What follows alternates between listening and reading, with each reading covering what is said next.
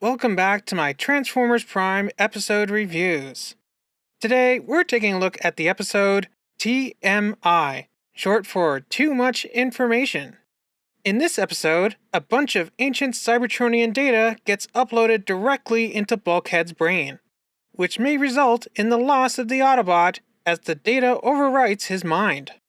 This episode begins with Miko and Bulkhead watching a monster truck rally, which seems very fitting for them.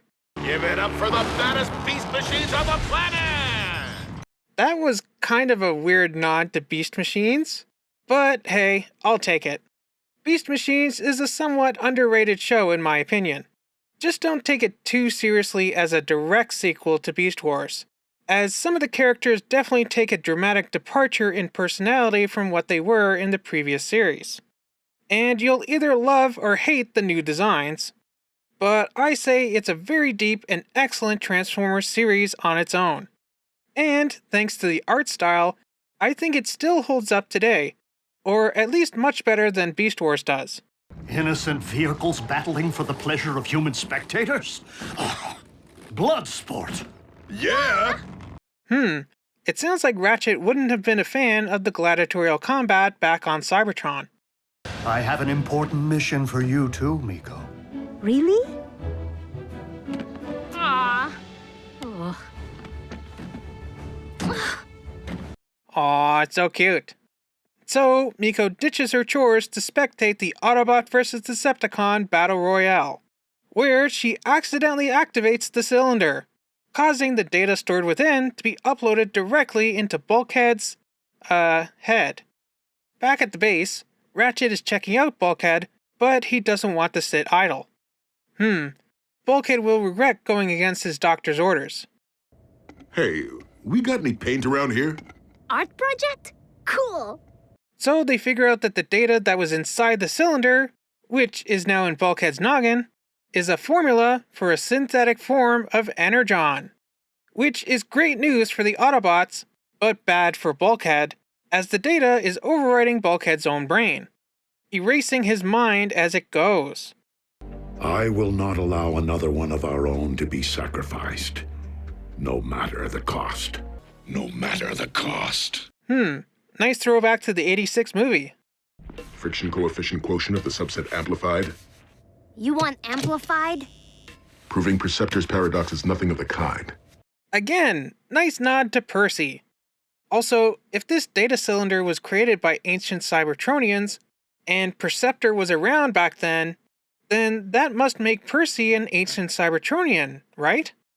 So, with no other option, Optimus lures Megatron to his location in the hope of getting the cylinder back and re-uploading the data back into there in order to save Bulkhead's life. Meanwhile, Miko is desperately trying to get Bulkhead to remember who he is. But they are discovered by Knockout and Breakdown. Miko and Bulkhead hide out amongst the monster trucks. And while I like the fact that they are using his alt mode to his advantage, Transformers being robots in disguise and all, I really never thought of Bulkhead as an actual monster truck. More so just one of those obnoxiously large trucks that you'd sometimes see on the roads. Also, I'm surprised. What with Knockout being the automobile enthusiast that he is, he doesn't make any kind of comment on the monster truck's oversized tires and heightened suspensions. We do know that he is into heavy-duty vehicle modes. After all, he is with Breakdown, but oh well. EN3 divided by the square root of the propulsion factor equals... You painted my paint job! Prepare for surgery! I'm sure it'll wash off. Although this does kind of remind me of that one time in the office when that one random jerk warehouse worker painted butts on Pam's mural, so she and Dwight painted on his truck, and then he tried to attack her, but the boom mic guy stopped him. You know what, never mind. I didn't really like that episode. It seems so forced. I mean, of course it was this one warehouse guy, who we've never seen before, and he looks like a jerk anyways. Plus, this made us think that Pam might be unfaithful to her perfect marriage with Jim. Just no. As interesting as it was that, after so many seasons, we finally got sort of a behind-the-scenes look at the making of The Office, what with it being a mockumentary about a fake documentary and sort of a show within a show, I really just didn't like Brian.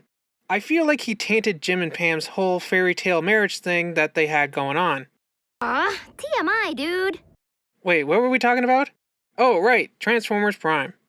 So Megatron destroys the cylinder, and it seems that Bulkhead is about to lose his head when Miko bops him, triggering the data to be ejected into space. Now, why didn't that happen when she hugged him earlier? I guess she must have needed to touch his head. And Miko is so sad that it seems that Bulkhead is gone forever. Aww. Something as simple as a familiar sight or smell, perhaps even a sound, could trigger Bulkhead's awakening. So, Miko does her best Marty McFly impression, which triggers Bulkhead to reawaken. And he and Miko are reunited. Aww, happy ending. This was a fun episode of Transformers Prime. I like how this episode kind of combined Transformers animated Bulkhead's love of painting with the G1 episode Grimlock's New Brain.